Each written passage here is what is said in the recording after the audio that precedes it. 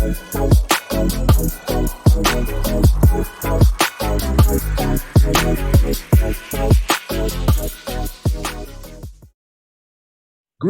ladies and gentlemen. Welcome back to another special and very special episode of the unfiltered, uncensored, and unapologetically Black podcast show, Speak to the Mic. I am your illustrious host, Marlon Joseph. And ladies and gentlemen, to all my viewers and non-viewers, you already know the drill. Here on this show, we like to do three things. We like to, one, provide helpful and useful content to the Black community, talk to Black men and women of all professions, entities, and industries, as well as organizations, and also give thanks and acknowledgement to those Black men and women who are utilizing their platforms, positions of power, and their overall just power in general to help move the culture forward in a more specific and positive way. Joining me today is a very dear friend of mine who I've been following on social media for quite some time, Ms. Bree Banks. She is the host of her own podcast, Fearless Faith, here to talk to me about the feminine and masculine toxicity that exists in the Black community and how we can address these very issues that we like to ignore. Breezy, thank you so much for being on this show to talk to me about this. This is a very touchy and controversial topic to talk about, which you and I have had many conversations on social media, with many followers and friends of ours on social media, basically talking about this. So to kind of give a backstory about what this topic consists of, and not to go into too much detail because this topic has been beating the crap out of us in terms of that horse is dead. There's no need to beat this horse anymore. So obviously with the recent events that have taken place at the Oscars, that incident alone really opened up the eyes of what we have been seeing too much and too often in our Black community as it pertains to toxicity that exists in our relationships, friendships, family issues as well. These are the type of issues that we have to address in the Black community. Here on this show, you all know that I like to talk to every Black man and woman that I can even find or even interview to talk about the very things that disproportionately affects us, whether it be internal or external. We have to address these things because we have a lot of work to do and it's going to take all of us to do it. So again, make sure you guys like, share, subscribe to my YouTube page as well as Spotify and all other podcast platforms that you can find this show on. Make sure you let me know what you think about previous episodes and content, things of that nature, as I produce more content information. Your thoughts, comments, criticism, all that wonderful things are always welcome and appreciated. So again, Breezy, thank you so much for taking the time out to talk to me about this. I know you've been talking about this quite some time now on social media, and there's been a lot of controversial takes on this, but you and I share the sentiment of where we stand when it comes to basically highlighting the toxicity that exists in the Black community from a man and woman's perspective. And not so many people have been in agreement with that stance. And some of it is warranted, some of it is just in denial, and you and I both know that. And so we have to be able to admit to ourselves exactly what we're doing that is toxic when it comes to our friendships, our relationships, things of that nature, and how we can address these issues in a more positive way. So just for starters, man, how do I even break down this question? So how do we get from understanding that toxicity exists in the Black community versus, okay, how do we address this? First off, this is from a man and woman's perspective. So I am not being biased at all when I ask this question, because I will be addressing some of the masculinity that exists when it comes to the toxicity that we as men have.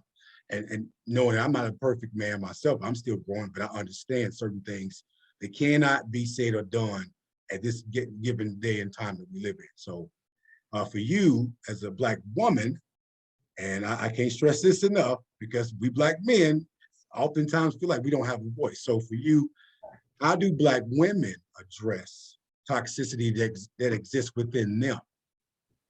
Well, I think one of the first things that needs to happen is Black women need to stop being so defensive when men speak about their experiences, right? Because it's that energy alone makes it really difficult for us to like move in love with how we respect one another. And on the back end of that defensive techniques that women are deploying, and you know exactly what it is. It's like, as a woman, I know that anything that is said against a Black woman, automatically Black women play this victim role, play this you just hating, without any regard to whether or not there is any truth in the statement. The immediacy goes to, we're being attacked. Everybody hates Black women. Black women are unprotected. Black women are this, Black women are that. But we never address the fact that these are our counterparts, our men. And it's still true that 80% of Black men marry Black women. So knowing that that's the statistic, how is it that we're not listening to those closest to us, right? Yep. The other side of it is the victimhood attitude that women love to play with regard to excuses for why we behave the way that we behave. Yep. If I had to just address two top things, that would be the top two. Oh, I got one more. And accountability. Accountability. All right. Talk about it. Complete accountability, because it's one thing to say, whether someone is wrong or right. You know, there's three views to everything. There's, you know, your view, my view, and what actually happened, right? Yep. But at the same time, there's a certain accountability that women do not possess for why things are going wrong within our community. Like, this is a widespread issue. You know, women will blame men for being dirtbags, for, you know, not having money, not taking care of their kids, but they never take accountability. Sis, that's the man you chose. No one forced you to have children with this man. No one forced you to pick him. Like, we gotta take, that's our ultimate decision-making. As a feminist, you know, I believe that my decisions are just as important as a man's decisions. He doesn't get the opportunity to just make me his woman. And I don't get the opportunity to just make him or to not hold myself accountable for choosing an ain't shit nigga. And the narrative right now is that no matter what, the onus is on the man to be a good man, you know, and if he falls short, you know, then suddenly it's, I'm a victim, you know, and I had no part to what happened, which as adults, we know that's not true. You know, relationships are very, very complex, right? And as women are refusing to take accountability, we're delaying the most necessary process in evolution, which is that ability to discern. There's a whole lot of dudes out here that don't deserve to have girlfriends, much less babies and families. We need to start working on discerning who those men are and icing them out. You know, ain't nobody tell y'all to have a bunch of futures babies. But once you did, the best thing you could have did was take responsibility and accountability and own up to it, so that now you can move on and not make that choice again. Instead, there's women out here with 3, 4, and 5 baby daddies trying to explain why she should be taken as she is. Sis, no, you have a record of poor decision makings when it comes to your body and who you give access to. And so a brother showing up today and not wanting to take that responsibility on, that's logical. If that man planned for his life, if that's a good man, if he's a person moving in intentionality, why would he want that? We don't want it.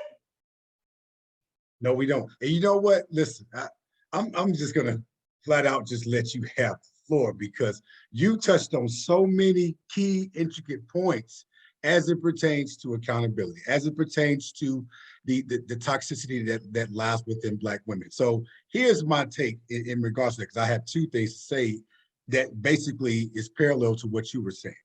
So for one, before I even start off by saying that, I am a Black man who feels like Black men, as a Black man, we don't have much of a voice anymore, because the very second that we speak out about things that we don't like or particularly agree with, we're deemed as hating. We're deemed as some type of phobia. We're deemed as some type of, okay, but you don't like Black women, you hate Black women, you hate your mama, you all of this. It's like, no, actually, by telling you as a Black man what I'm concerned with and what issues I have with you, rightfully so, you can tell me what issues you have with me, and we address those things. But constructive criticism is what people say they want, but they don't really want that because they can't handle that shit. And that's the bottom line to it all. And when Women it want comes to blind that, complicity. They want you to absolutely, blindly agree.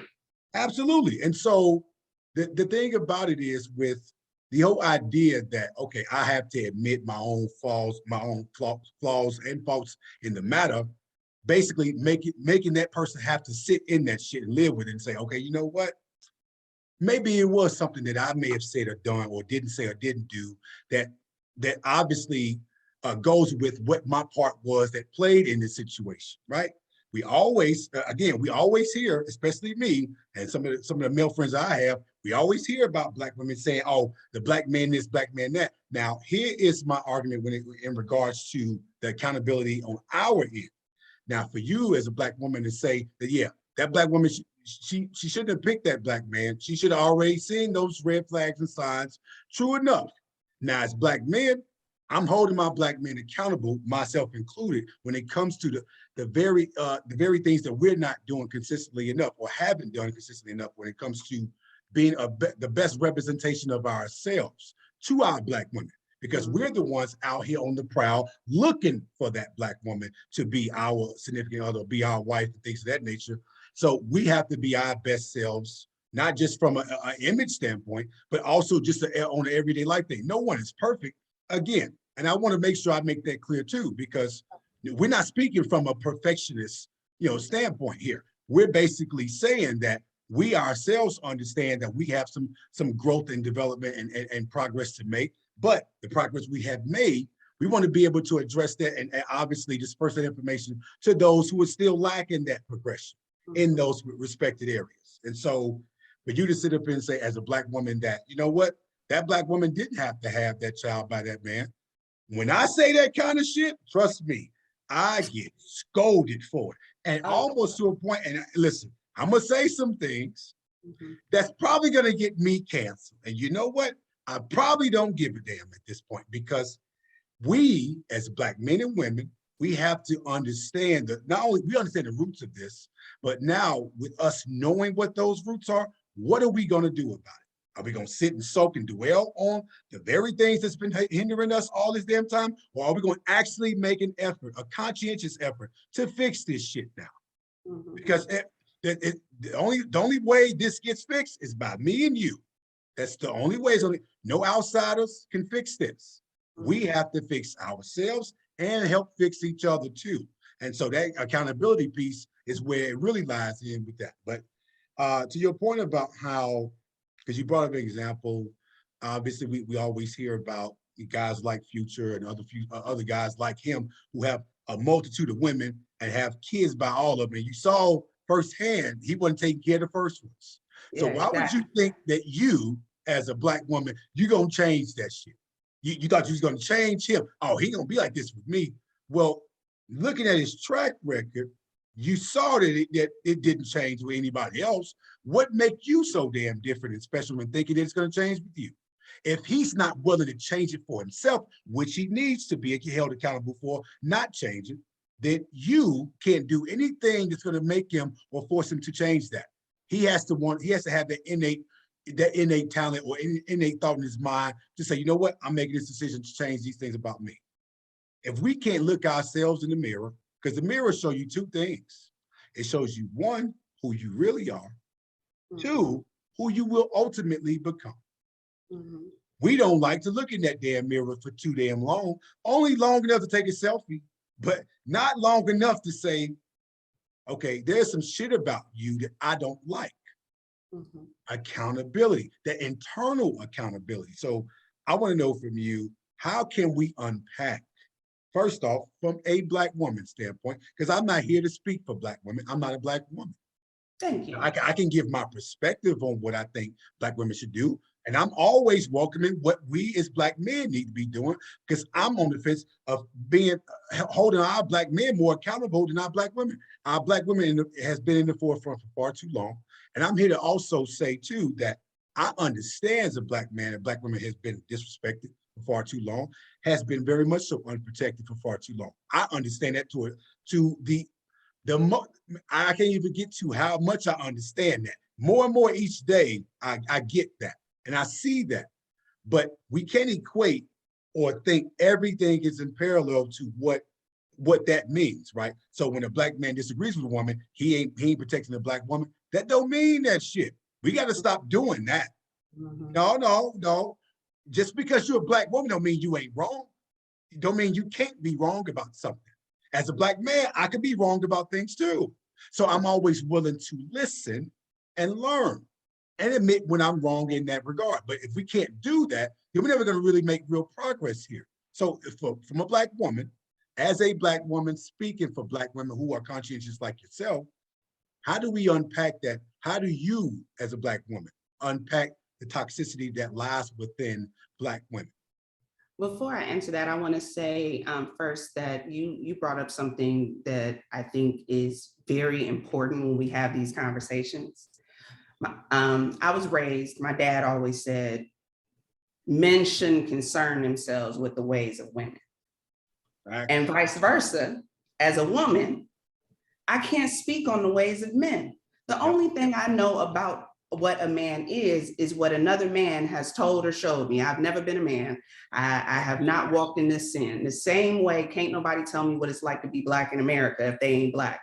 Then I can't tell a man what a man is, okay? So I've started talking about this so much because I saw a real absence of just honest, logical, sisterly correction amongst ourselves. I like that. Right?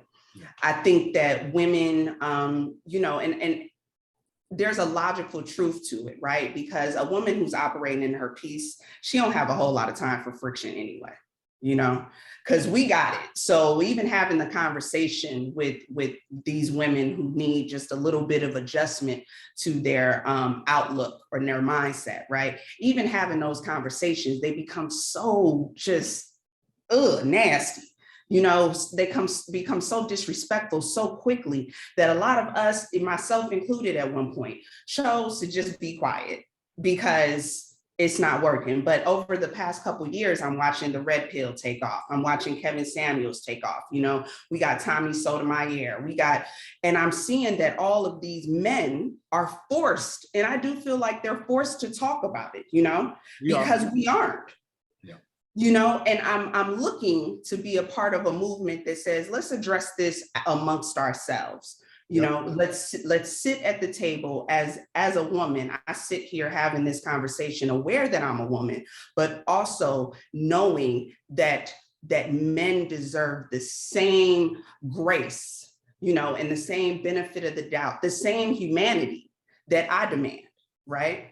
So that's my little segue into the unpacking. I think it goes all back to accountability and responsibility, because we are assuming that we should exist in states that can only be granted by good decision making. You mentioned being protected. Who protects me as a Black woman? Whose job is it ultimately to protect me? It's mine. For real. And through that extension, my father. And brothers, if I have them. No other man is required to protect me. And that goes back to the attitude that women have when they get pregnant by the futures of the world, right? It's not his job to protect you. It's your job to make good choices. Or listen to your father's wise counsel if he's around. And a lot of women have not reconciled the fact that it's not just us. So I'm 40 years old. So just throwing my age out there to bring this generational conversation about. Very much so. My mother began this. You know what I mean? So the lack of the toxicity that was born in me came about because for most of us, our mothers didn't have one man. I got 3 sisters. We each got different daddies. I'm sorry, I got 2 sisters, 3 of us. 3 kids, 3 baby daddies. Yeah. I love my mama to death. I'm not saying that that's a bad, but mom, you making really bad decisions out here. Absolutely. Facts. And so your lack of protection that you would feel is because of your bad decision making. Yep. And she got a daddy. So why aren't you going to your father to learn how to make better decisions? So that to me ultimately is how, on the side of Black women, again, I'm not going to talk about what men need to do. There's things that men need to do. I'm not saying that these men are perfect, ladies. I am not defending them. I'm not trying to be a pick me. I'm just have always understood that if I have 1% fault in a situation, then the dopest thing I can do for myself is take 100% accountability. Because the more expensive that gets for me, the less likely I am to do that shit again. Exactly. Facts. And you know what? You said something that was very profound, but here's the unfortunate thing for this. So a lot of the toxicity that exists, for me personally, as a Black man seeing this, that exists in Black women, a lot of it stems from the fact that they didn't have the father that you had in your life. They didn't have that male figure in their lives consistently, or at all for that matter, to even know how a man, how a Black man is supposed to treat his Black woman. So she went off into the world experimenting and basically winging it, trying to figure out ways of how she can basically customize it and just obviously make it suitable for her own narrative and say, well, this is what I want, based on what she saw on TV, based on what she saw in the streets, in the neighborhood. All these different things encompasses of what she ultimately and unfortunately deemed as what a man is. So we got some Black females, and obviously age range can always vary in the situation. But for the most part, you see the younger ones who think a real ass nigga is a strong Black man.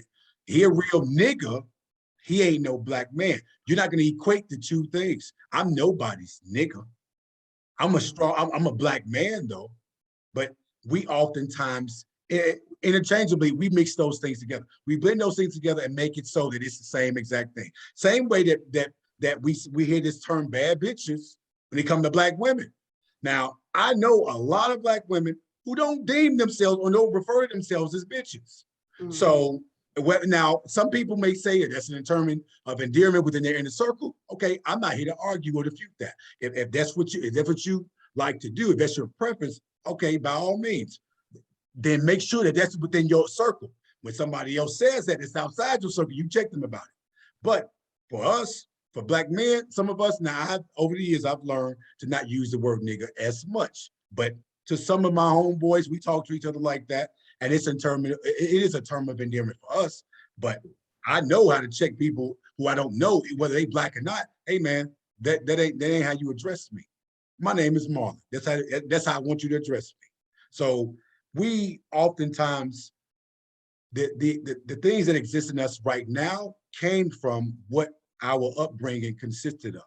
Absolutely. And unfortunately, it's been so factual to where it's been carried on for generations on end. And so for us as Black men, I didn't have my father around.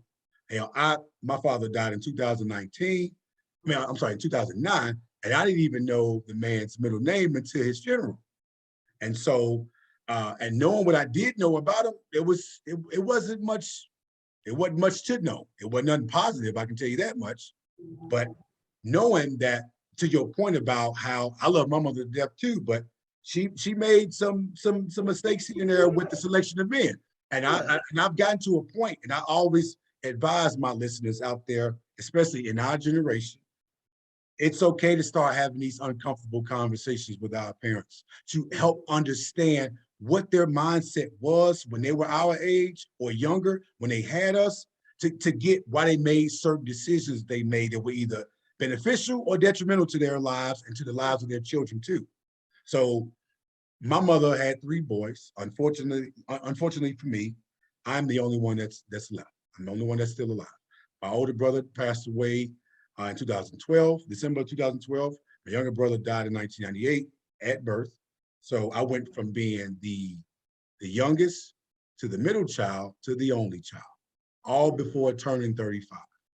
And so, but obviously to the point that you brought up, 3 different fathers though, and 3 different shared experiences that we had some similarities there. But the fact is my older brother had much more of a relationship with his father than I did with mine. So I asked the question to my mom about what made you choose this guy? And I'm always stand on this when I say this. You could have had me with somebody else different. Yeah. Yeah. I'm a firm believer in that.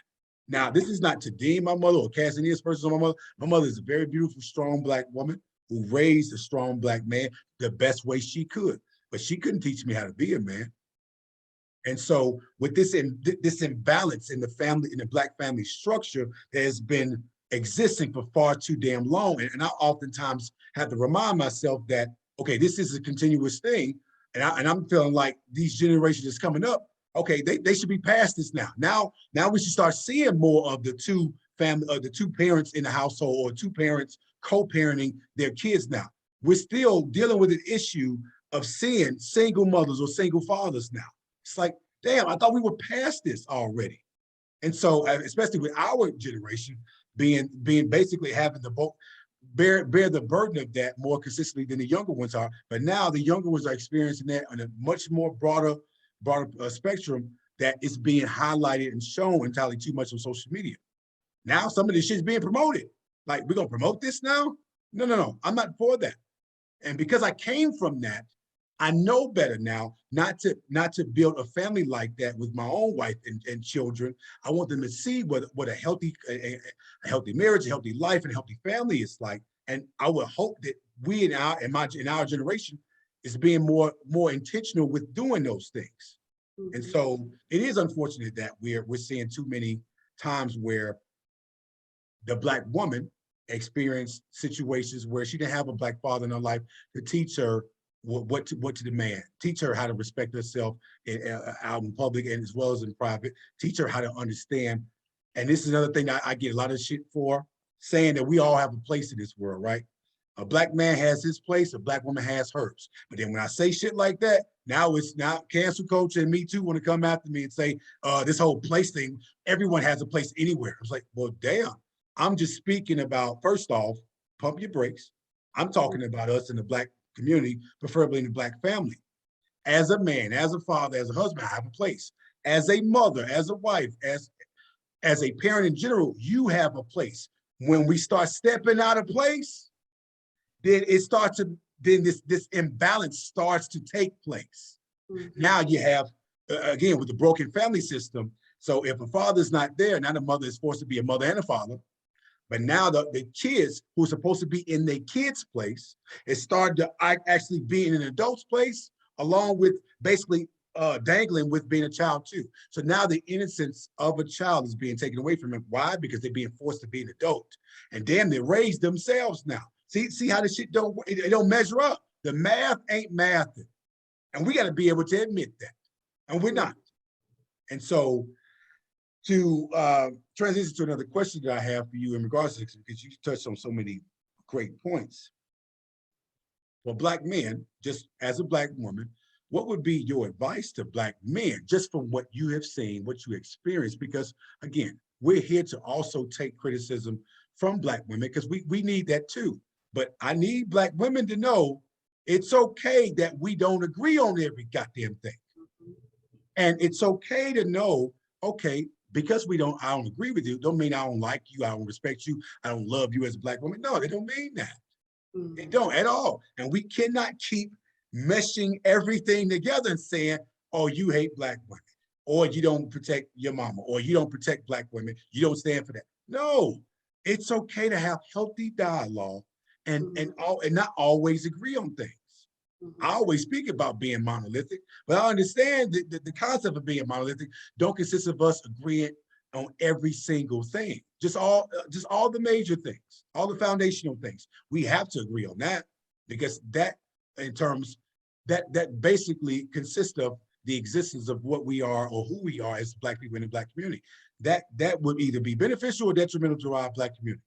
And it's been shown Yay or nay, in some cases, more times than not. So as a Black woman, I need to know as a Black woman, what can Black men be doing from your perspective a lot better?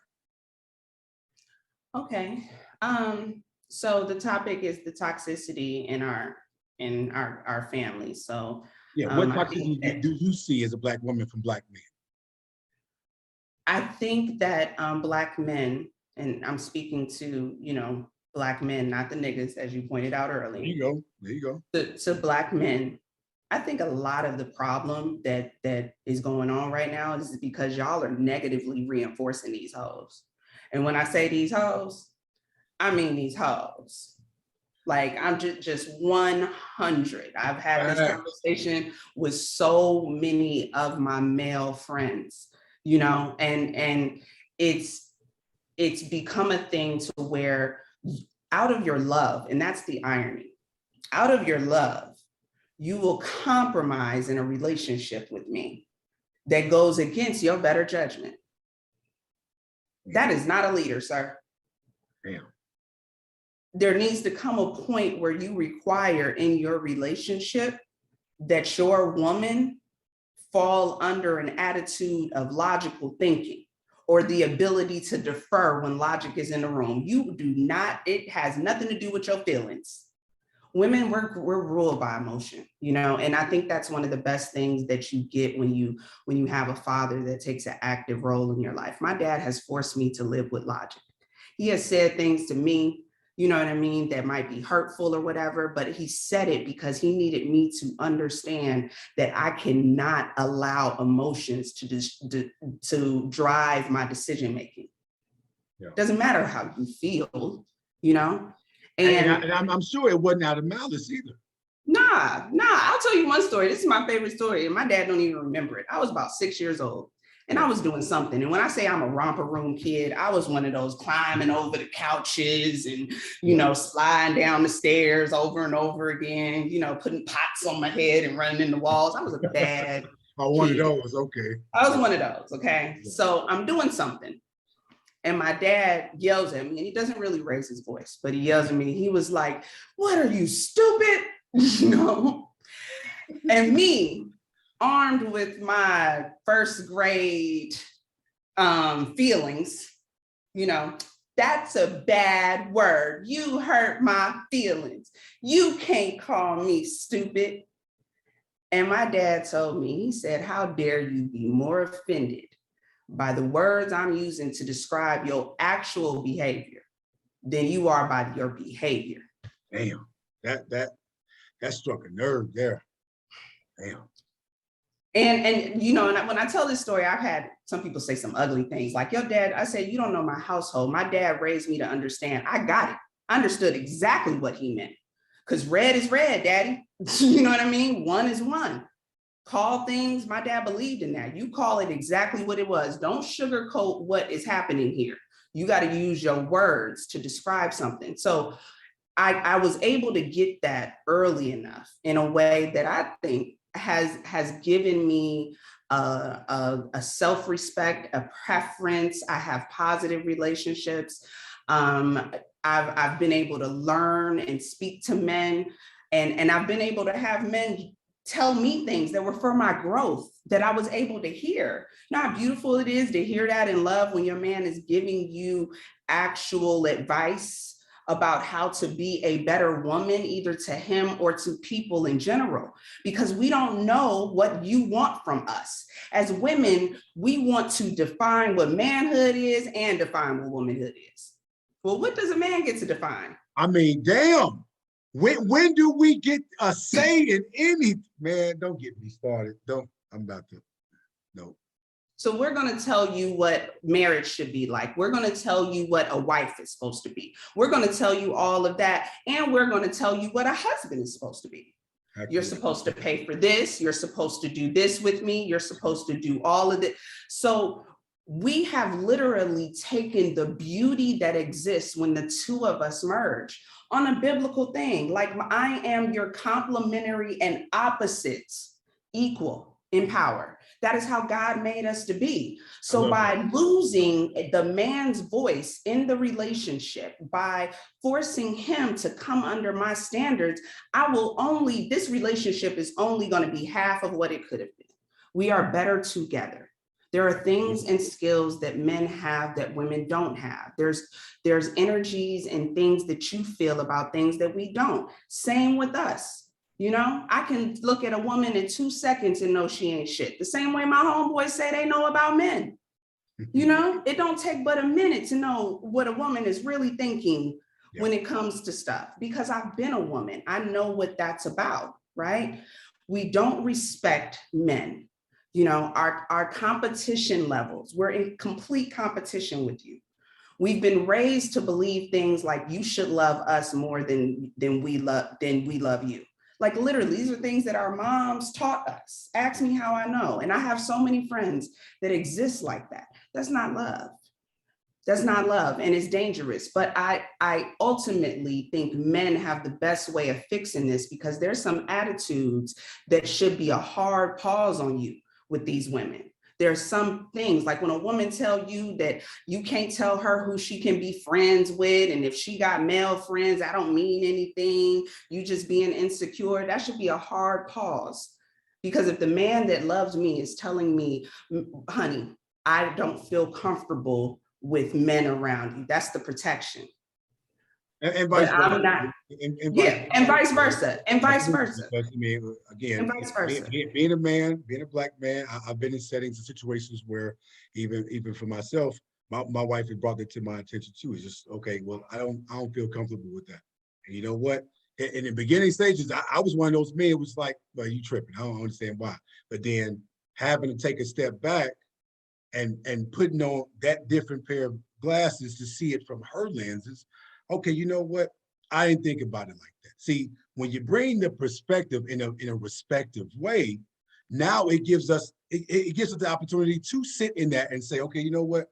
Maybe I didn't think about it that way. And I appreciate you for bringing it to me that way too. So the one thing I would say too is that's very detrimental in the Black community is the phrase, it is what it is. I fucking hate that phrase, mainly because you're basically saying, I am who I am and I'm not going to change. So change is supposed to be inevitable. Maturity, the maturation process should become of all of us. If you're the same person you was at 25 as you are at 35 or 40, you just wasted 10 to 15 damn years of your damn life by not learning or basically allowing life to teach you what you should not have been doing at this moment in time in your life versus what you were doing then. Again, that the maturity piece has to be there. And we have to be able to point those things out too. And so, and the point that you brought up about how Black women tend to just basically be in the forefront and take control of the relationship and not give men a say-so, it's like, well, damn, now you're wondering why it's always friction when we're disagreeing with things. You know what I mean? And so, and I know, again, my marriage is still in progress. We're working things out and obviously learning more as we go along. We've known each other for over a decade now, but we've been married closing in on 6 years. So the thing is, when it comes to learning each other even more, every single day is a learning process. When you stop learning, not just yourself, when you stop learning the other person that you're significantly tied to, then now you're basically hindering the progress that y'all making together, or y'all should be making together. And that's detrimental. Now, if again, and I always think back on a Lauryn Hill quote, she said that if you stop, I don't want to misquote her, but she said something about a seed that don't grow is dead. If you're not growing, what are you doing? We're supposed to grow. Plants grow. Plants die, but plants grow. They get to be basically grow back again during the spring, during the summertime, right? So, and I forget the exact quote, so don't quote me on that. But the fact is, she was talking about how something that's dead or something that's not alive is dead. If you're not growing, then you're at a standstill. That means You're not even trying to grow. You're not trying to learn and listen from anybody else. They're trying to tell you things that's I going think it's to I think it's help worse you. than that, because when you're stagnant, that's when bacteria grows, like on a science, Yep. right? Yep. Stagnant water becomes dangerous. It can get brackish. All types of parasites and everything thrive in that. Flowing water, if you're a camper and you like the outdoors and hiking, you can drink from the river where it flows over the rocks. The fastest part of the flowing water is the cleanest part of the water. Right? So the attitude of growth, it's inbred in us. And socialization is such a part of that. Think of schools, how many people you socialized with, going from kindergarten, to high school. It's a higher level of socialization. It asks you to grow in how you deal with something. That's why a 3-year-old can be biting and they kicking and doing all that, but we expect high schoolers, they're not going to get expelled for that. We'll talk to Timmy and try to get him to understand. We'll separate him, but in high school, there becomes a zero tolerance for that. You should know better now.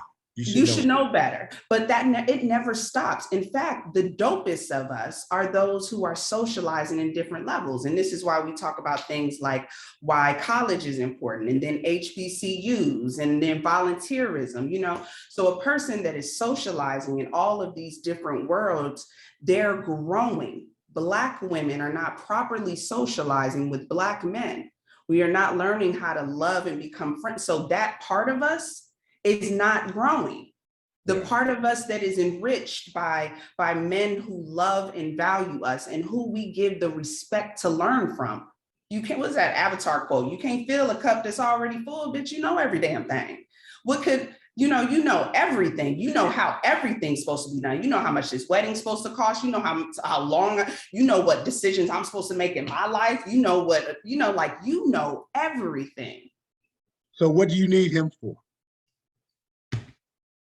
It goes back to that too. And then a lot of times you see Black men buckle back, they basically knuckle under and say, you know what, listen, and that whole phrase gets thrown out there, happy wife, a happy life. Bullshit. A happy spouse, a happy house. God damn it, your happiness ain't the only one that matters. Mine's too. And it's equal, and it has to be equal, because at the very second one person feels less appreciated or less loved and less respected, then that friction is going to be pretty damn blatant and obvious. And now even more things, that onion's going to get peeled back even more. Now it's going to be layers on top of layers of shit that's going to be addressed, be argued about, all these other things that could have been prevented had it been a respectable establishment, obviously agreed upon with both the man and the woman. And too many times we see, well, that's just how she is, or that's just how he is. Well, you're enabling him or her. And the one type of person I hate in this world is a damn enabler, because you're basically condoning their wrong and making them feel like it's right. Yeah. You're not willing to help them change the shit. So you're hindering them from changing in a more positive way. Then how are you helping them? How are you growing with them? And how are they growing with you? Because at some point in time, after a while, even you gonna get tired of this shit too. Mm-hmm. But we don't want to address those things. And so we have to come to the table, Black men and Black women, and say, okay, listen, this is what I know I need to fix. This is what you know you need to fix. You can't be sitting up here pointing this finger at Black men and saying, you. Well, damn. Okay. Then what do you have to fix then? So you perfect. What's your damn problem? Okay, well, clearly you don't have one. So I'm basically making up you having a problem. You know what I saw one time? We did this little survey in this group, and the question was asked, how did your last relationship end? You know, it was funny. I had to point this out. I commented later, but I went through and I read everybody's responses. Men by and far were honest. It was like, I cheated on her, or I wasn't ready, or, You know what women said? Women said, I should have left sooner. Women said, I didn't read the signs. Women said, I didn't know my worth.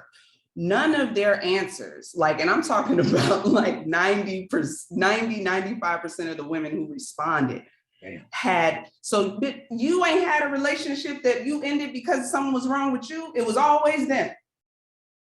And then as friends, to just what you're saying, we're enabling each other.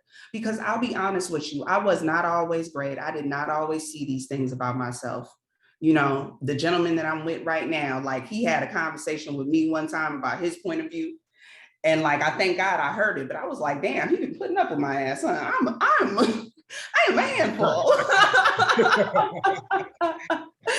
And listen, I mean, again, the tolerance level, because the love is there and the genuine concern for a person, obviously going to help kind of dismiss or bypass some of the things that you obviously see that that should be an issue with that person, or at least that person should be addressing, right? So, but then it gets to a point where that boiling pot, not the damn top is off the damn pot. Now it's like, okay, now I was trying to like wait to see if you were going to see this from yourself. And now it got to a place where, okay, now the damn gasket is blown. Now we both got to address this, versus you having some type of internal like conversation with yourself and say, you know what, I need to address this myself. Do your shadow work, sis. Yeah, you know what your issues are. Other helps us though. It does help us understand what it is that we're not doing, and not just for them, but for ourselves too.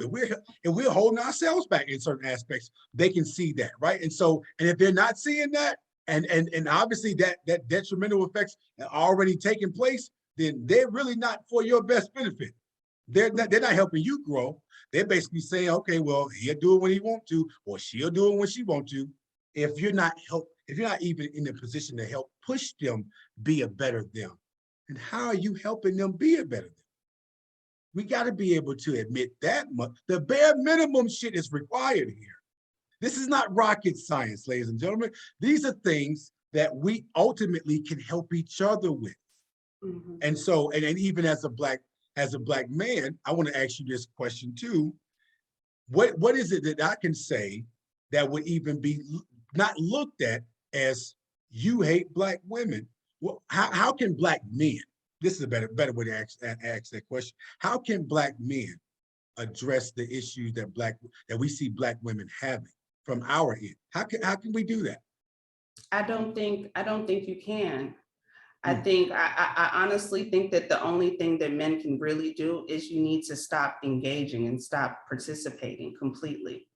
I mean, like, it's like on Instagram, when one man says something, you know, to a woman, and women start getting on him, you know, y'all need to, every man that saw it needs to just unfollow her. You just like ice them out, you know, let them speak amongst themselves. Let that stay there and stop letting it affect you. Stop, because there's so many women are being fed the way we want attention, and like all of the different attitudes that we have, it comes from compliance. You know, it comes from people agreeing with it. The only way a man can disagree without, you know, arguing with a woman, which is not in the character of a man straight up, you know, and I say that humbly, you know, but the men that I know have made that express to me, like, arguing with y'all is not what a man's supposed to be doing. So they stop talking. Because listen, you're not gonna win. There's no way of winning anyway. Whether we listen, and that's the problem. The fact that even when we're bringing the right perspective and the correct information to the argument, we still don't win. It's you're beating a dead horse, brother. Don't even bother wasting your time and energy. Unfollow, unfriend them, don't speak to them no more at work. When they get on that it just needs to just be done with them, because what they'll notice is those women, you're not the only men around. They'll wake up in a few months and realize that every man has just quit talking to them. If only we were monolithic in that way. That's not here's why I say it can happen, because women are already behaving like that. We've learned this. I've seen it change. That's what the Me Too movement is, though. I mean, the whole movement is solely predicated off we women. When I say, and you know what, and I want to say this too real quick before you even get to your point. So I want to also make sure I'm a huge advocate in understanding that I have a daughter and I have a wife. I have a mother too. I am in no way saying that Black women should not be allowed to express themselves in terms of what their concerns and frustrations are when it comes to Black men. What I am saying, though, is once you express those concerns and frustrations, now listen to what the hell we have to say as it counters to what you're saying. Whether you agree or disagree with it, at least hear us out. And don't deem it as, oh, I don't want to hear this, hear that, because I do oftentimes see that Black women see that this is a way of expressing themselves because they've been through so much and men have put them through so much. I get it. Sis, I get it. But here's the thing, though. You can't categorize every Black man the same as the ones that you already dealt with. That's not fair. That's not fair to us. That's not fair to yourself either, because now you're basically hindering yourself from finding the man who ultimately will want to deal with you and Let help. me ask you a question. Let me ask you a question. What to that, give me what you've heard the responses to that. What are Black women complaining about Black men? I want to hear it from your voice. We don't take their fears into consideration. We're not always standing up for them. We don't advocate for them enough. We don't do right by them, and by doing right means a lot of things. That can encompass a lot of things. So they just generalize it in that statement. What's another way? We're disrespectful to them. And you know what? I've gotten to a point where I'm checking Black men and say, hey man, and even on social media, when I've gotten to little spats with Black women, I get name calls up the damn sky. I've been called a number of damn things 6 ways to Sunday. But you know what? I say, you know what? I'm not gonna even, I'll keep engaging in this conversation, but then once that name calling shit happens, sweetheart, you okay. You know what? I'm not gonna even bother with that, because now your immaturity is really being displayed now.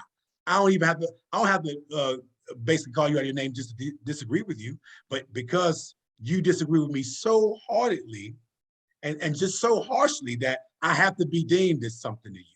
Like I got to be labeled something just because I don't agree with your stance or I don't share the same sentiment you share. And it's unfortunate that's happened to me a number of times where I had to block people, they blocked me, and it's just like, well, damn, that escalated really quick because I have an opinion as a Black man that don't align with yours as a Black woman all the damn time. I have a problem with that. And the fact that you as a Black woman don't see that you have a problem is a problem.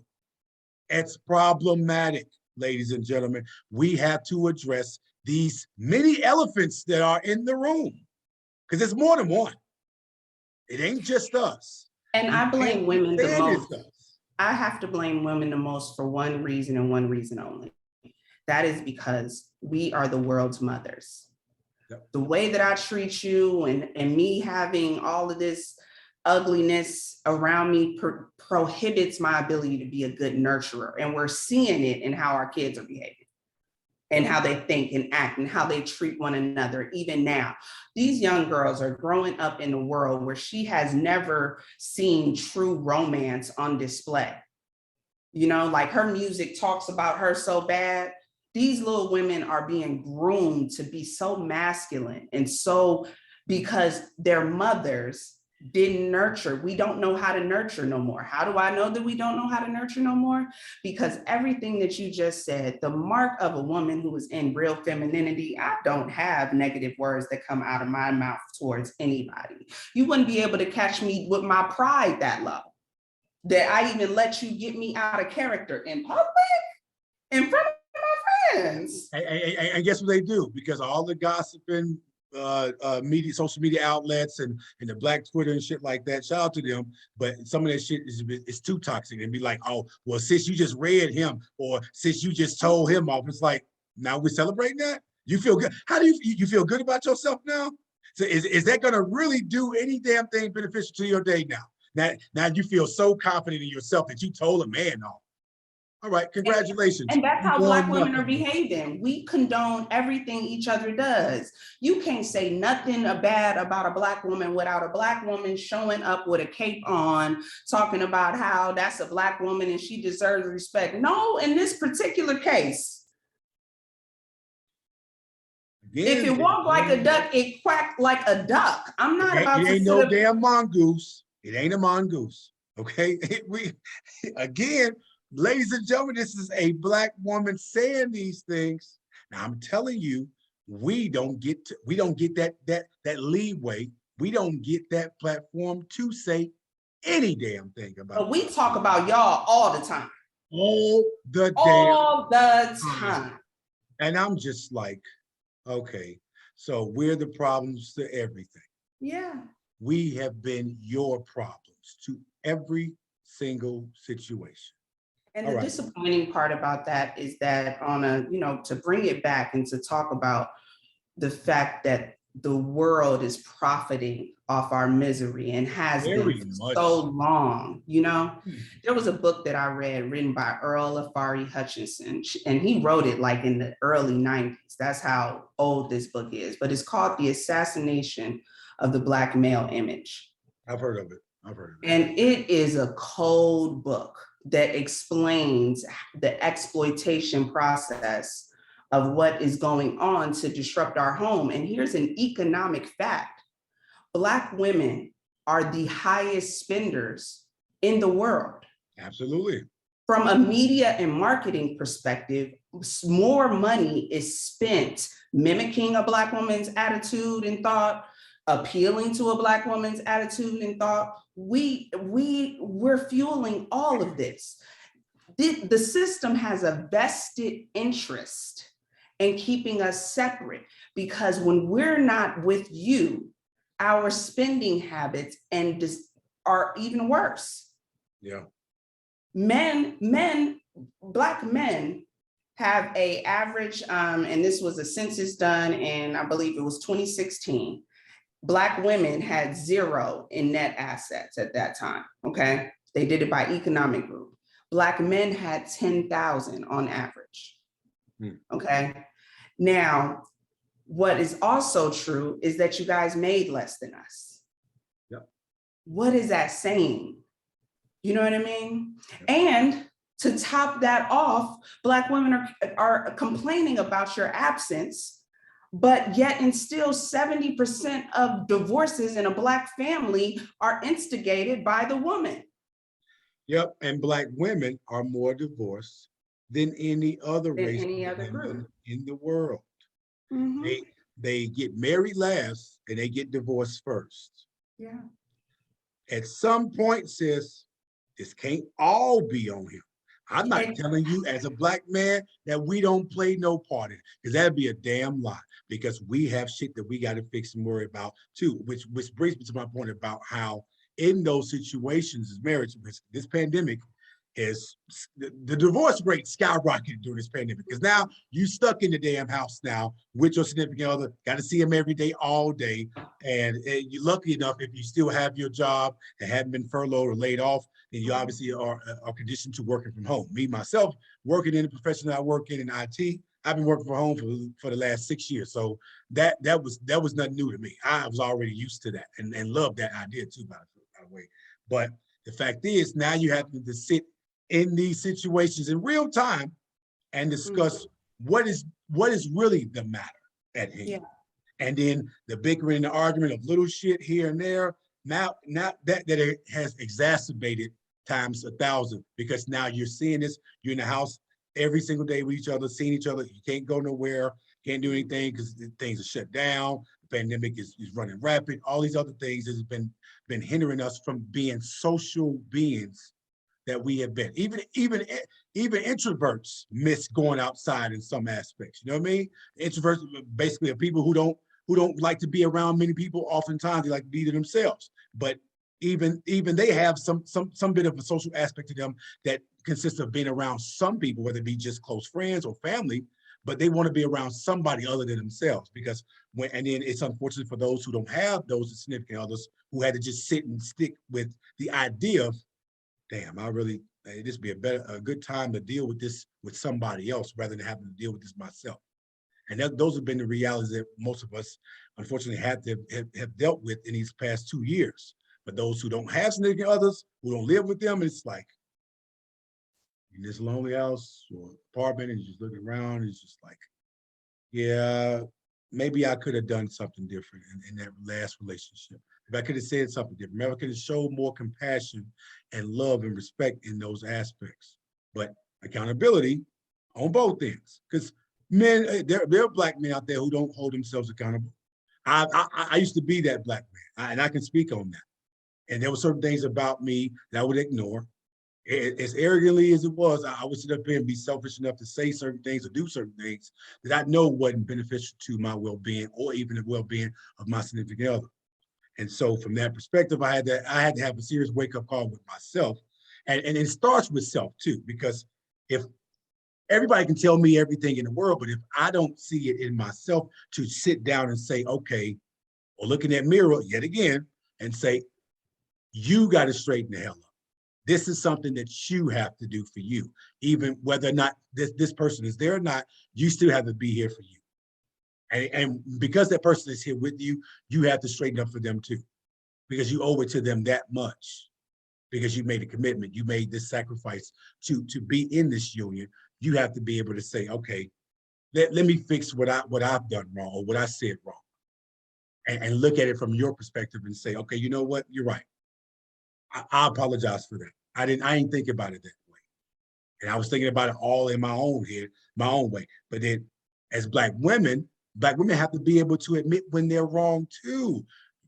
You're not right about every damn thing just because you're a Black woman, sweetheart. You're not. It don't work like that. And it ain't gonna work like that for the Black man that you're with. Because he's gonna get tired of shit to it at some point in time. And then you're gonna be wondering why it ain't work out. And you're gonna think it was all him. You're gonna say it's all him, and then you basically gonna cast aspersions on him on social media, talk bad to him, all these other damn things, while he's out living his life and say, you know what, peace be to you, sweetheart. I ain't got nothing else for you. I could have done some things better, yeah, true enough, but I'm not gonna be out here, just calling you out your name and deeming you as a bad person, this, that, the third. We gotta stop doing this. Hurt people hurt people. So we as hurt people gotta come together and stop hurting each other. Let me tell you something. So I'm in finance is my background. You mentioned you were in IT. Feel like we're cousins. Those two professions give you real logical thinking, So I work with IT. Very much so. Have to analyze everything. You got to analyze everything, right? So from accounting perspective, I've noticed in relationships that we struggle with, and I'm gonna say we, talking about both of us, appreciating that there is a consequence to a previous loss that doesn't go away, right? And that you don't know the true cost of that until you're through it, right? So let me give you a case in point.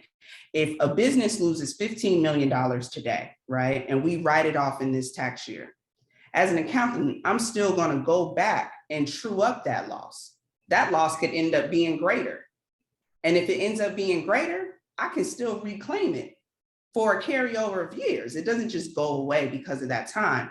Yeah. As women or in relationships, or I say people in relationships, even when we start to deal with us, we don't understand that when I'm dealing with somebody else, I also have to be able to deal with him in love and still allow him to be human and when it takes him to get someplace, because we all don't get to a place at the same time. I can't expect you to automatically just forget the loss that you experienced just because I'm now ready to move on, just because now I'm trying, just because we talked about it last night. I have to be willing to still grow through understanding that I have to check my responsibility, my ability to respond to you in love at all times, no matter what you do. That needs to be my goal. Yeah. And if I'm not behaving like that, then I am determined to get these negative results that are only going to make me so bitter that I can't find a man I'm meant to be with in the first place. Because I'm nasty now. Because I don't trust. Because I say hateful things out my mouth when I think you hurt my feelings. Exactly. And we let those feelings harbor so long and so much to where now when you explode, now it's like, okay, now, yeah, you think you feel better in that moment, but you probably just made things a hell of a lot worse. Yeah. Not just for yourself, but for the other person that was basically on the receiving end of that explosion. Now it's catastrophic now. Now that person is like, you know what? All right, I get it. You're in pain, but that don't mean you have to hurt me in the process. Right. And that's There are something things that as I black witnessed. men, we consistently enough get told that and have been told that, well, because we've been hurt. We don't take pain the same way black women do.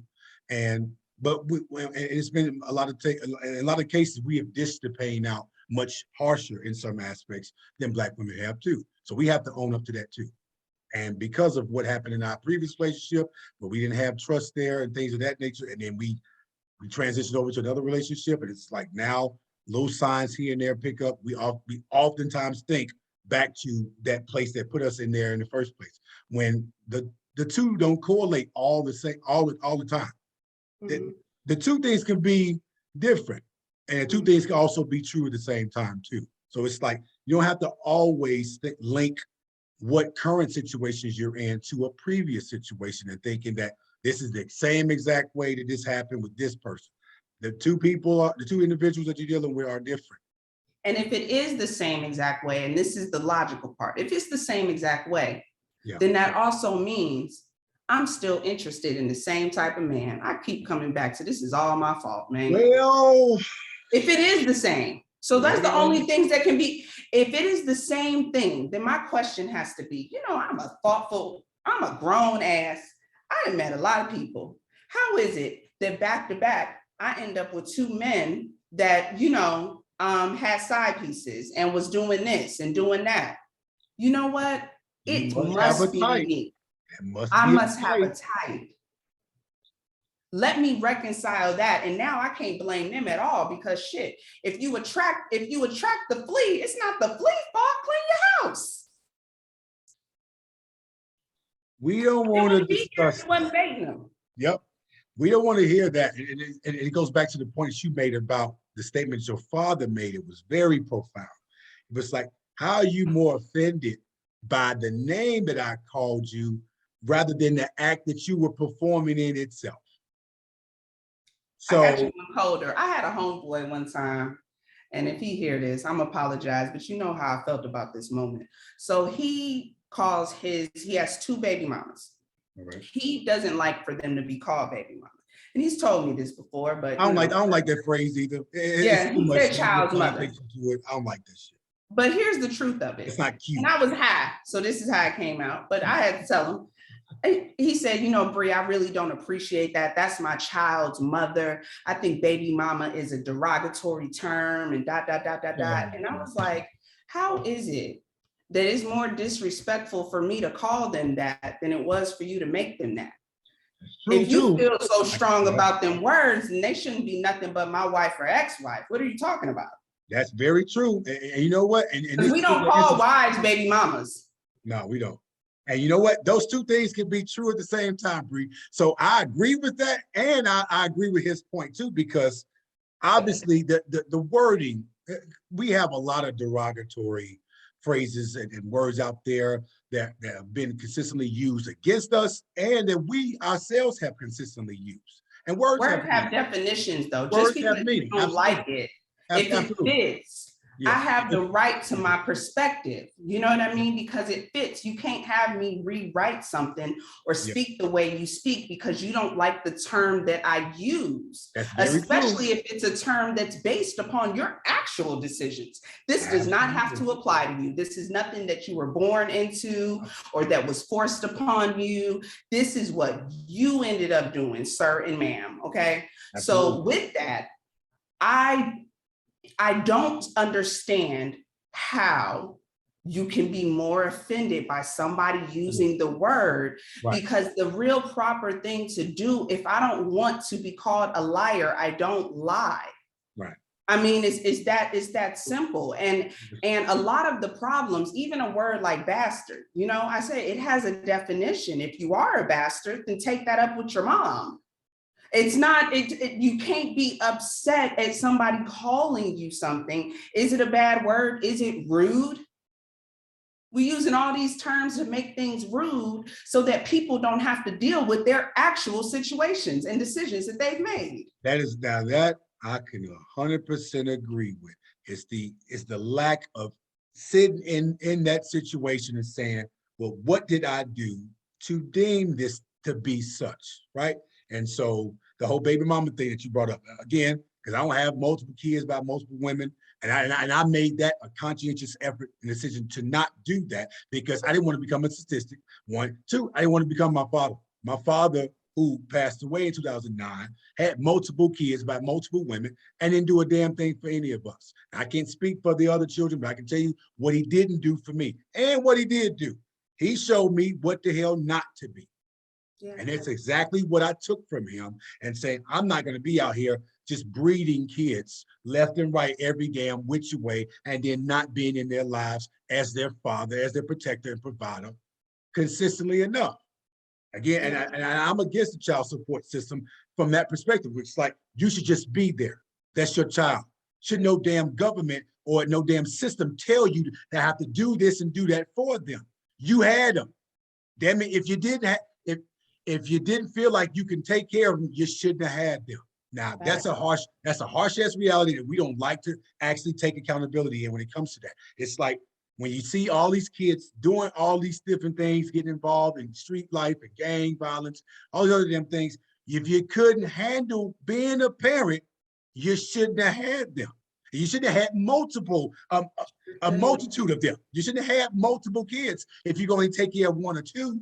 Or I got to take care of my other kid. Well, abandon the ones that are doing bad for the ones that's not. That ain't how this shit works. You're supposed to take care of all the ones that you brought into this world up until a certain point. And even still, after that certain point, you're still their mother or their father. Too much responsibility has been on the backs and shoulders of a Black woman when it comes to the beneficial aspect or detrimental aspect of our kids. Which is why a Black woman engaging in, I've got to say it, loose ass decision making is dangerous. Yep, very much so. We can't afford it. We can't afford to further perpetuate this cycle, which is why we have to take responsibility. Why are we having babies with men that we can't even get to? And I say it's so simple. You can write up an agreement about whether or not you should have this child when you get pregnant. Y'all can make those decisions beforehand in order to protect yourself. Otherwise, why are you sleeping with this man without a condom if you really can't afford to bear the cost of raising this child alone? You have got to assume that he just might not want to be with you, sis. Then what you gonna do? Just sue him for child support? I don't believe that a woman who is unmarried deserves child support. And that is my humble belief. I think that it should be a man's option to provide it. But how is it if I fought as women, we have fought so hard to have ownership of my body, my choice. So I get the ultimate right, whether to have this baby or not. Well, and I can do it with a plan B. We can dive into that more in detail because the government now is stepping in, telling you that you don't have ownership of your own body now. But that's another story for another day. That's another story. And that to me, part of the arguments that those people who promote that have is also related to welfare and all of these images that have been placed on Black women negatively. Again, another reason why I say, Black women, why aren't we making better choices? We're being negatively incentivized. When I get a man that is not to pay me for having his baby, I've basically sold my morals. He didn't marry me. Yeah. And you know what? And I get a lot of flack for saying this because I'm a traditionalist when it comes to this, right? So obviously I don't even come from this background because again, my mother was a single parent. But if you don't know the mistakes that your parents made, you doomed and damned to repeat them. We're supposed to break these generational curses just because our parents did things in the past that obviously may have fit their narrative in that time. It don't work now. It don't fit today's time, and it shouldn't. It's not applicable to how we're living in today's world now. And so some of those mistakes that our parents made, we're supposed to learn vicariously through them and not make those mistakes too. and which basically also consists of not having all these kids out of wedlock. If he don't love you enough to marry you and be with you, why would you bless him with a child? Because and one thing I will always say, and I've said this many times before, this is a man's world, but a woman's universe. There is nothing we as men, preferably Black men, can do without the consent of a Black woman, because we do things for the woman. The things that we do is to get a woman's attention. Women do shit for other women's attention, whether they want to believe that bullshit or not. They ain't out to look for no man's attention, because they don't get that anyway. They're actually, because I've always said this too, is that women, preferably Black women, are very territorial, right? So, and this conversation my wife and I have had many times before, she disagrees with me when I say this, is that it's always harder for Black women to actually make friends with other Black women than it is for Black men to make friends with other Black men. You know why? Because it's, if your friend's friend brought a friend, oh, that's her friend, I don't know her like that. Us guys, we can break the ice simply talking about sports, talking about some politics, talking about women, whatever. We can talk about very minute things that bring us together, and then start really zoning in on more specific things that actually can bring us together internally. It's like, okay, you know what? I struggle with this. Now, let's have a conversation, Black man. What's up? Now we got to be able to hold ourselves accountable and say, hey, man, come on, you bullshit. You fucking up, man. We have to stop with this slaps on the wrist shit, because that's not working. And I've always said this too. Don't tell me I'm wrong when the shit you doing ain't working. 2 + 2 is 4. It ain't gonna be 5, Bree. Last time I checked the math, it wasn't 5. It is not working. Don't tell me I'm wrong about what I'm saying when the shit that you're applying, it's not working. And it ain't going to. It's not going to work, sis. And you know what, even further, there is a movement going on with men. And I keep telling my homegirl this. I said, you know, men are really starting to realize that marriage is not in their best interest. And that is a dangerous thing. Why do you say that? Well, you know, the reason why marriage was created is it was really done like for industrial families when they started sending men off to war and everything. Yeah, it became a thing of the attitude of you get half and you'll be protected and all of that, so that they could just take all of these men out the home all willy-nilly. So it's not something that's it's actually set up in our favor in a way that negatively penalizes a man, right? Yeah. When women are the ones that institute most instances of divorce. So a man, like, look at Jeff Bezos, look at all of these men that have had to give away half of everything simply because they decided to marry a woman that they were taking care of all of that time. And here's why I say that is because as I'm watching how men are moving, right? They are young, these young guys, I do not think they have any intention on ever getting married. These little young dudes in their 20s, that's what it sounds like. Yeah. You know, even we look at the examples that they've seen around them. Yeah, Nick Cannon. Because it is illogical for a man to do it. He stands to lose so much. The only thing that had him doing it was love and respect. We've got to figure out a way to convince y'all to love and respect us again.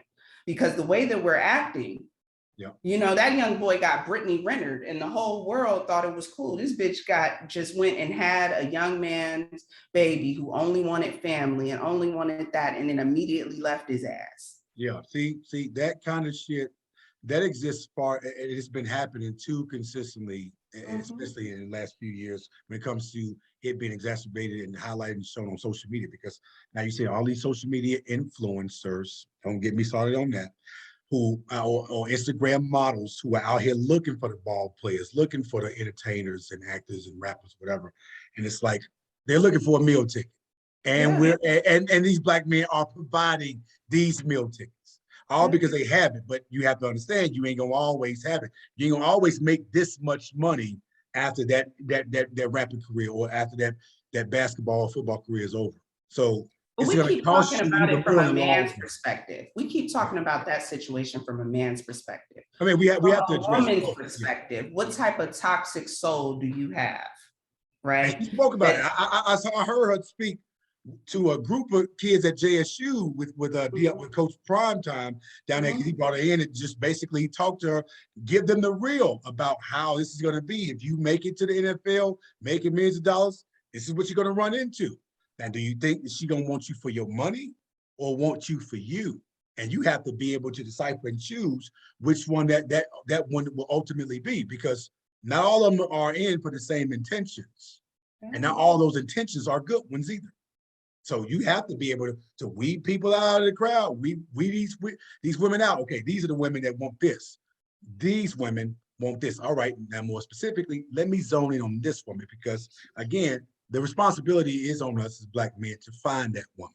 It shouldn't be on the responsibility of a woman to find a man. It shouldn't be, but it's too many rules now in society, and I think, I'm a huge advocate. I feel like society is full of shit. Society I is full of think, shit. They're always moving to go.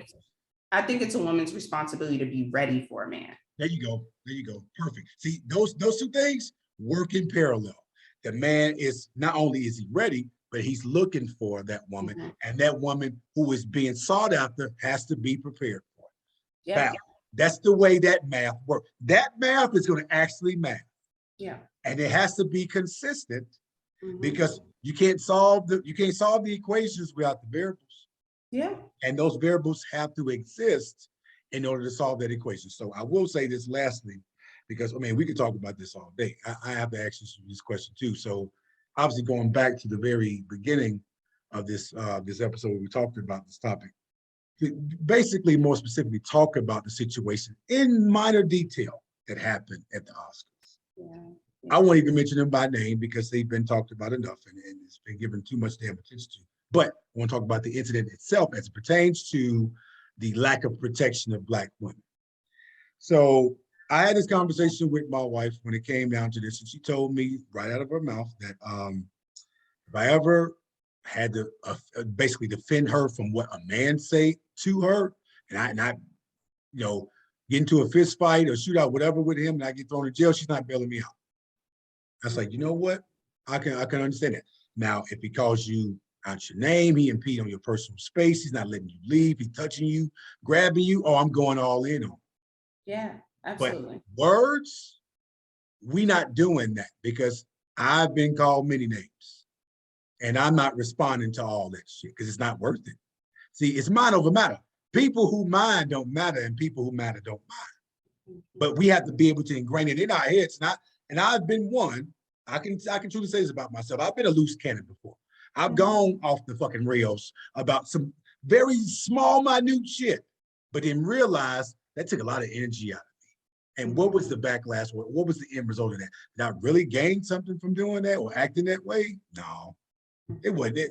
I gained absolutely nothing, but made a bigger fool of myself in those situations as a man. So this was a comedian making a damn joke. Was it a good joke? No, it wasn't. But he's a comedian. He's known for going after people in the crowds. This wasn't no person that just walked up and called your woman a bitch. No. This is not what he did. He just made a moderately funny joke. And to some, it was funny. This man laughed initially. And it wasn't until he saw that Black woman that he didn't laugh so much no more. Now, I've gotten a lot of flack about how my response would have been. I'm a big fan of this man who was the one who slapped the other man. I'm a big fan of the one who got slapped too. I'm gonna tell you this much, as a Black man, 6'4", 230, I'm about to turn this bitch to the source of wars, because you're not gonna put your hands on me in a very situation that could have consisted of just conflict resolution. The ability to just talk shit out as grown adults without resulting to physical confrontation. That didn't warrant that. Not that. It's a lot of things that could have warranted me putting my hands on you. That ain't it though. And I know firsthand, going to comedy shows with comedians, they go after people in crowds. I'm not sitting my ass in the front row. I could be fly as hell, but damn it, they gonna find something, and I gotta just eat that. I gotta take that because he joking. He don't know me from a can of paint. There was no malicious intent behind the damn joke. So, and then with people thinking or speculating, oh, he knew. No, everybody don't know everybody's situation, nor should they know. They're just making it. That could have been anybody else sitting in that seat and made that joke. And guess what? That person either would have laughed or bypassed it. All right, next joke or next person or whatever. But the fact is, you hit me when you could have said, hey man, I didn't like that joke you made about my wife. You need to apologize to her. Listen, I apologize. I didn't mean nothing by it. Y'all know me. I just talk shit. I'm joking. This is what this event consists of. That's why he asked me to be the host, making light of certain situations and making people laugh. This is what I do. I don't have there was no malicious intent behind that, but I apologize if you got offended by that. That's how simple that kind of shit is. But if that's me getting slapped, that ain't me getting slapped. I'm going in on your ass now. I'm about to spear your ass through that damn table you about to walk back to. Because you ain't for that. Nah. I know I'm fly as hell in this $5,000 Tom Ford suit, but guess what? The jacket's coming off. I'm on your ass now. Because you're not gonna sit up here and put your hands on me for a damn joke. I didn't impede in her personal space. I didn't threaten her. I didn't put my hands, none of that. I didn't do none of that. So you, in result to that, shouldn't have done any of that either, because you laughed. You thought it was funny until she didn't, and then she laughed after he did what he did to him. Sure did. So you think that shit funny? Wow. See, we don't want to have these uncomfortable conversations in the Black community when it comes to toxicity that lies within us, because we have to be held accountable for the very things that we're portraying and basically perpetrating out here. When this happened, a friend of mine told me something. He said, Bree, you know how many times the girl that I've been seeing has saved me from being in some drama with somebody when I'm at the bar and, somebody then kind of got somewhere. She leans in and grabs my ear and my knee and calms me down and keeps me cool. Like I need a woman like that. That's what he said. He said, I'm looking at how everybody's saying that Jada didn't owe me anything, but I need you to do that for me. Don't tell me you didn't know he was going up there. I'm a lion. Don't tell me you didn't know he was going up there, because I want to hear that. But you saw him get up though, baby. Come on, sit down. It's okay. We'll see him later. We'll talk to him later. But now you can yell out whatever you want to say. That's fine. You're yelling it out. Cool. You want to embarrass yourself? And just like your wife said, as women, we let our men know how to love us. If that was something that she would have been pissed about, he would have known. She knew that she would have been okay with that. You see how your wife told you, like immediately, like, check me out. I'm not coming to bail you out. She's letting you know that she is not okay with you risking yourself and doing something stupid like that. That she's letting you know not over something that's small. Not that's too minute. That's small. That's too minute. We got bigger shit to be concerned with than a damn bad joke. As a wife, she has communicated somewhere. They've been together, 20-some years. They have had a conversation or a situation has come up that she has let him know that she is okay with him thug lifing on people to protect her just because somebody said something she liked. She's shown him that. You ain't gonna be able to listen, but it's the problem with that. You ain't gonna be able to whoop everybody's ass. So your wife gonna put you in a situation where something happens to you. Guess what she's doing now? She's probably there's women who do that. There are women who put men in situations to defend their honor or prove their love. It's always something, it's me or them, or you should be willing to make a piss poor decision because I feel some type of way. Women do this. We've all seen it. Too hard for what we have to just throw it away off one minute. And I can't stress how small this situation was. And it was. Again, alopecia is not a life-threatening disease. It's a condition. One condition that I found out that the Oscars are obviously not only advocating for, they're sponsoring a medical facility to help cure that condition. So there is something that could ultimately be done about that condition from a medical perspective, right? So, okay, then let's follow the science and see where this goes, because not all Black women suffer from this, but the ones who do suffer from it, I sympathize with them. Men get talked about our hairlines and losing hair and shit all the time by Black women. I've seen it, but we don't get that offended to where go slap her because she disrespected me. What? First off, Black women just ain't gonna do that no damn way.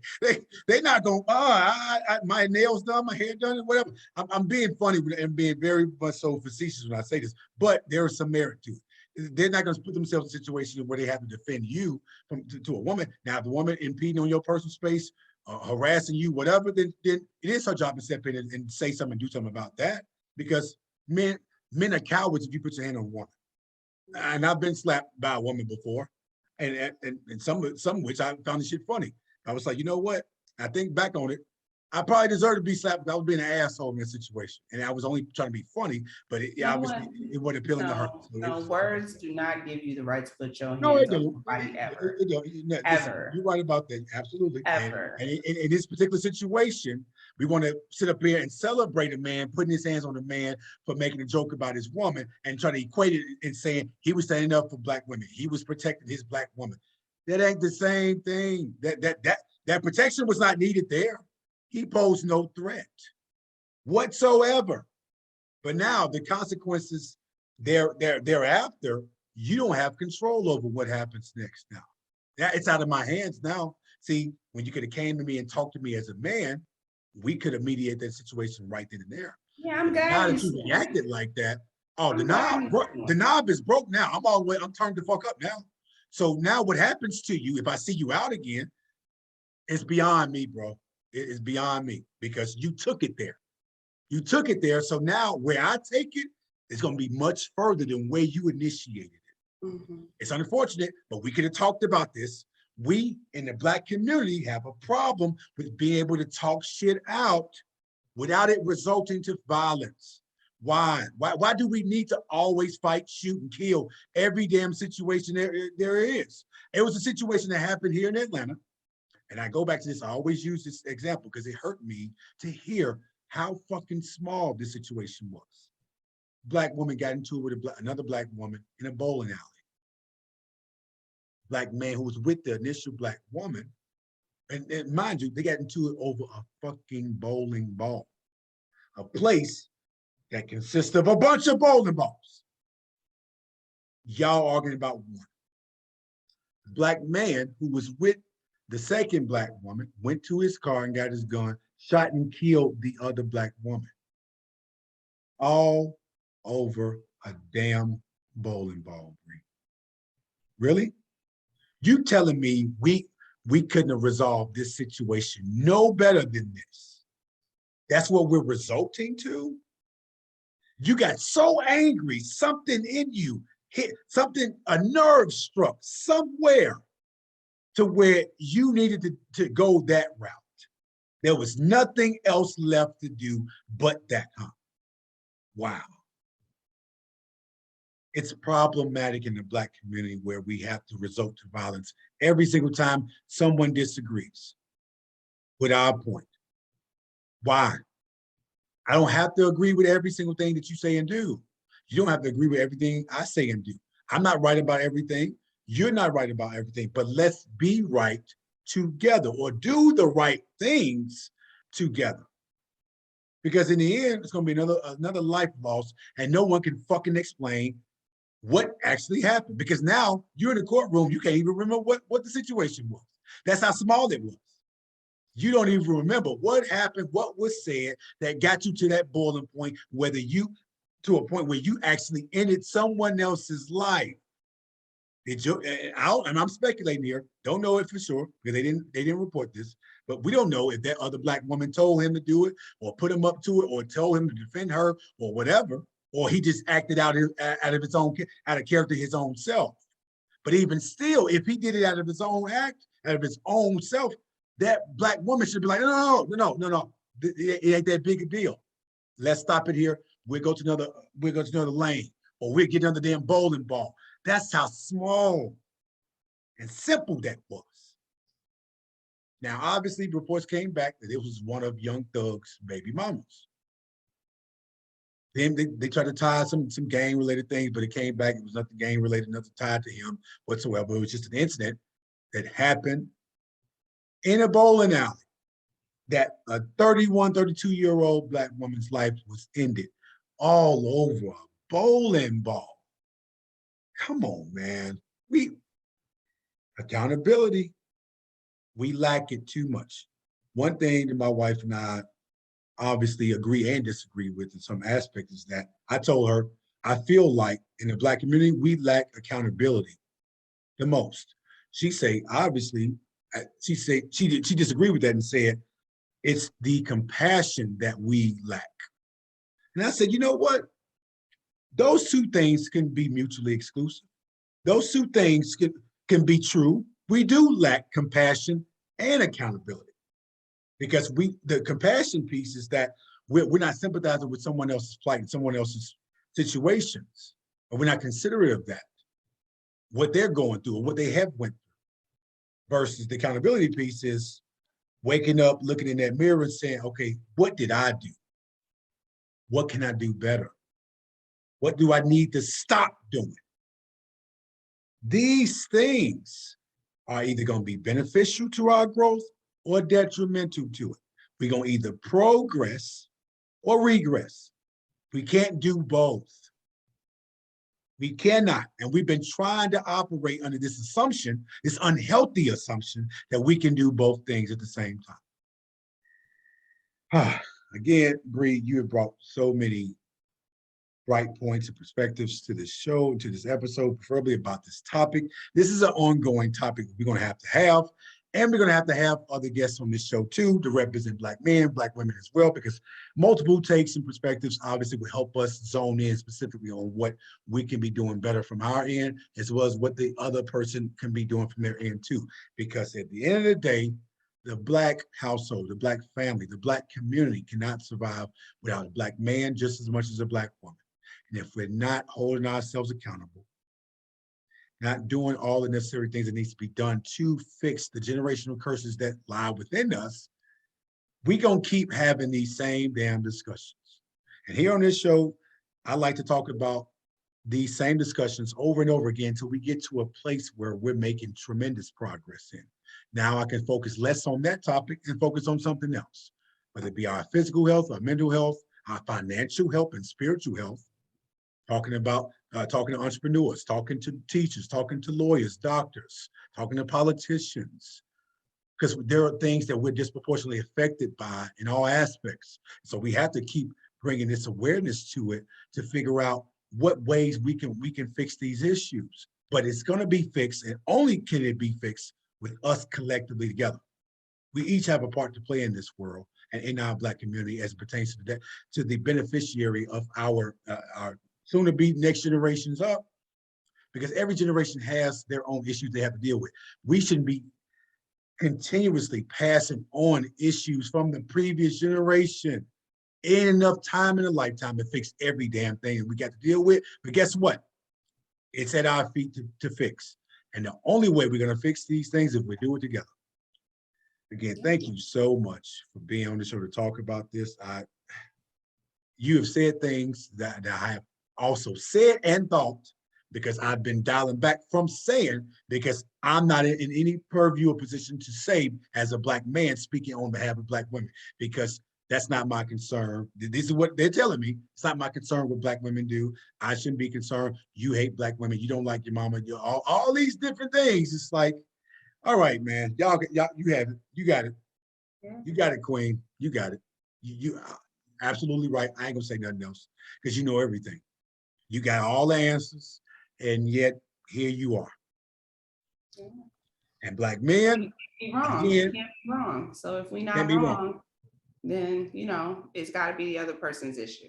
Yep. And Black men, I'm gonna say this: I hold you more responsible for what you're doing or not doing when it comes to these relationships with these Black women, because we have a responsibility to ourselves and to them to an extent when it comes to the healthiness of these relationships.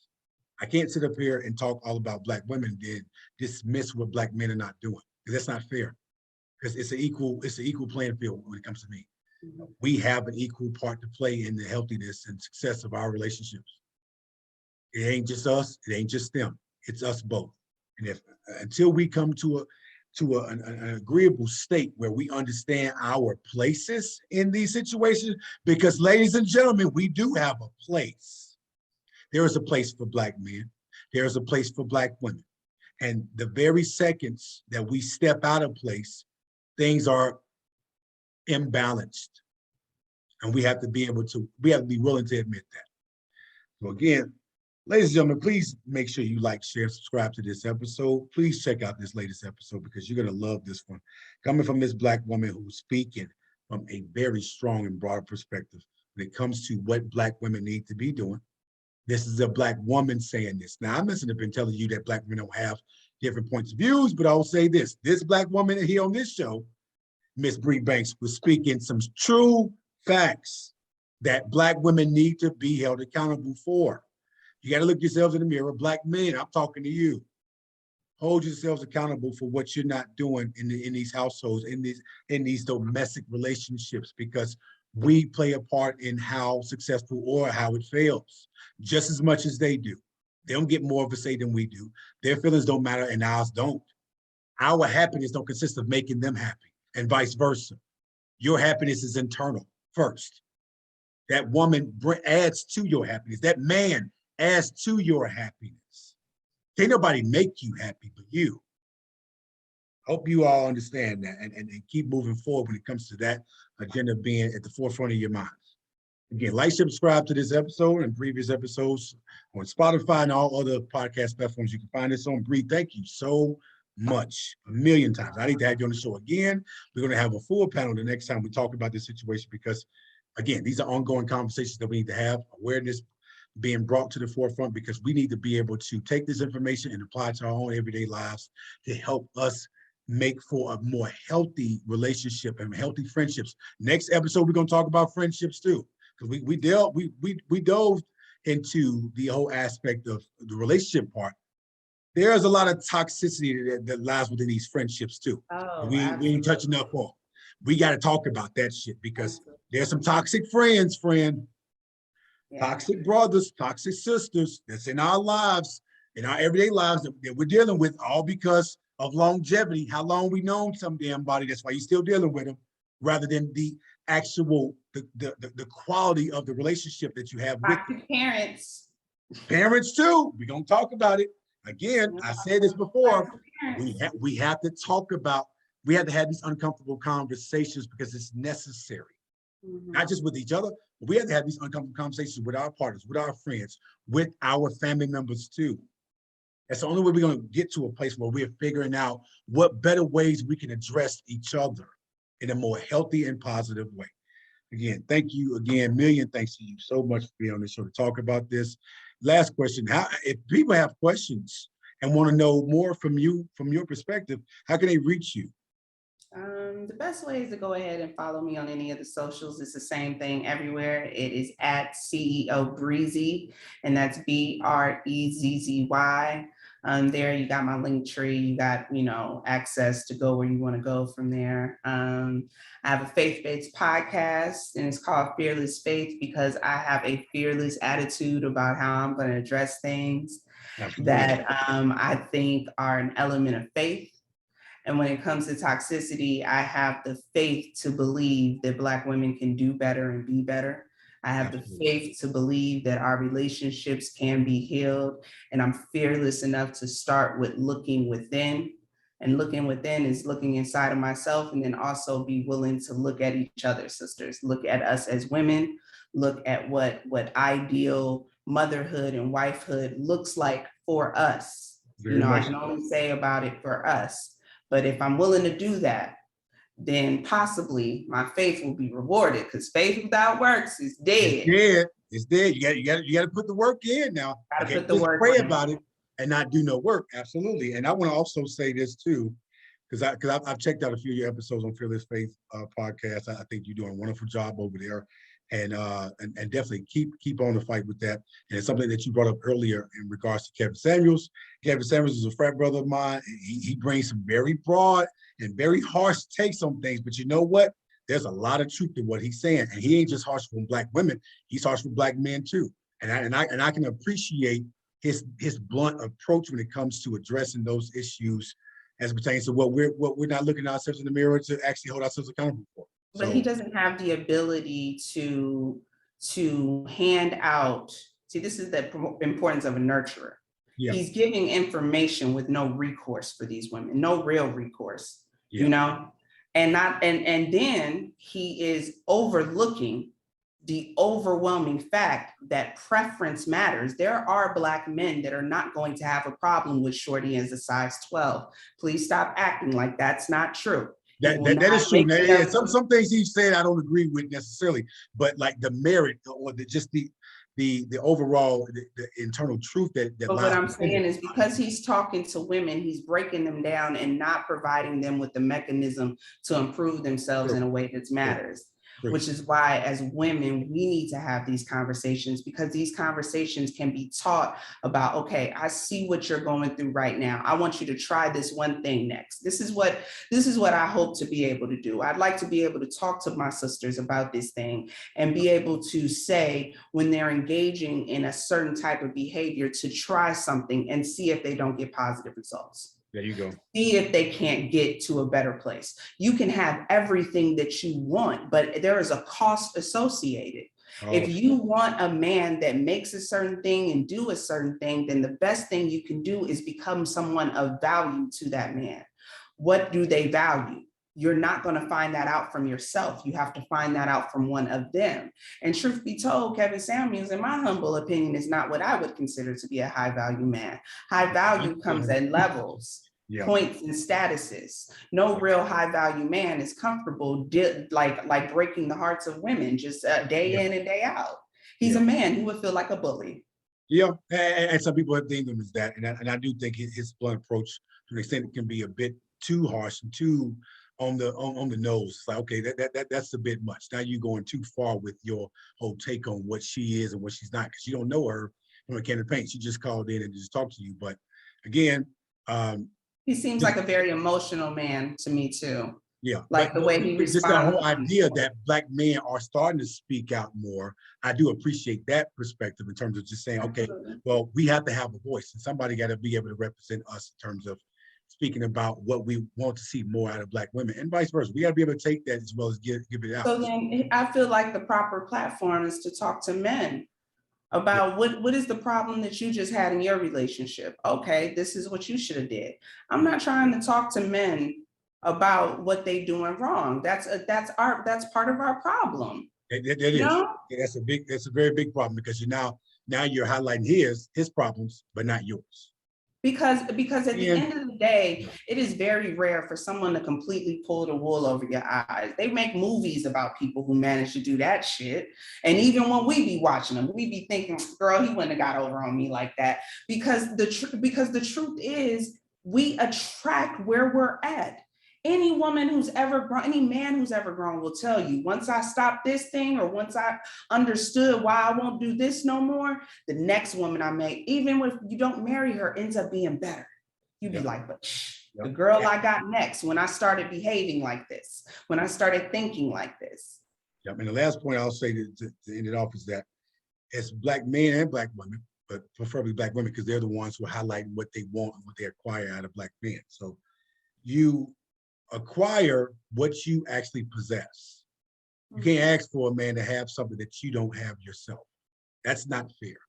That's not equally yoked. That would not ever be a very healthy relationship, because you ask him to do this and you're not willing to do it. You ask him to have this and you yourself don't have it, or even in the midst of having it. Yeah, that's not fair. It has to be an equal playing field on both sides. And so, but yeah, we will talk more about that. It becomes, I just want to make one more point about this. I think you'll really appreciate it. I feel like the ultimate problem with a lot of those assumptions that women make about men, especially with regard to their finances, right? When we have not made and kept that money ourselves, nor made and spent it on another person, how dare we talk about what we think we deserve? You think another human being should, just because they're dating you, end up spending, $200 to $400 per date, which amounts to a couple $1,000s a month just to hang out with you? That's bad. Is that what you really think that a human person that go to work every day is supposed to be doing? Okay, fine. Well, if they're supposed to do that, what do they get? What is that transaction? Oh, he can't assume that he's gonna have sex. Okay. He can't, you know what I mean? He can't see other people who are fulfilling his needs because he's paying for everything. He can't expect you to treat him or do anything good for you. He can't, tell you what to wear or what to think, or he can't ask you to stop hanging out with your friends so much. He can't, well, what the fuck does he get for the price of purchase, sis? And there you have it, ladies and gentlemen. From a Black woman's mouth, hopefully to other Black women's ears. I need you guys to listen to this episode. You're not going to want to miss this information that's being dispersed I'm not going to give myself any credit for this. This Black woman is speaking true facts because it's been too lopsided entirely too long when it comes to accountability and just the lack of responsibility when it comes to that healthy relationship that we're trying to have in the Black community. Yeah, thank you so much, Bree, for touching on so many points. We're going to have more conversations like this and dissect even every other entity when it comes to relationships, friendships, family, parents, all of it. Again, thank you so much for taking the time to talk to me about this. I look forward to many more conversations with you about it, along with some additional guests we'll have on the show to give their perspective too. So thank you so much for being on the show, and I look forward to talking to you again soon. Likewise.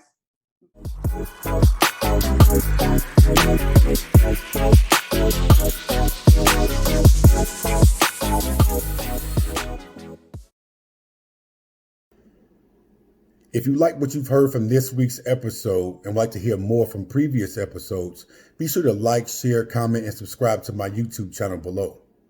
You can also find me on social media platforms at Speak to the Mic _podcast show on Instagram and Speak to the Mic podcast show on Facebook. Be sure to also like, share, and subscribe to my Spotify page at Speak to the Mic podcast show. As I put out more thought-provoking content, your opinion and thoughts are needed and appreciated. I thank you all in advance for your support and look forward to hearing from you soon.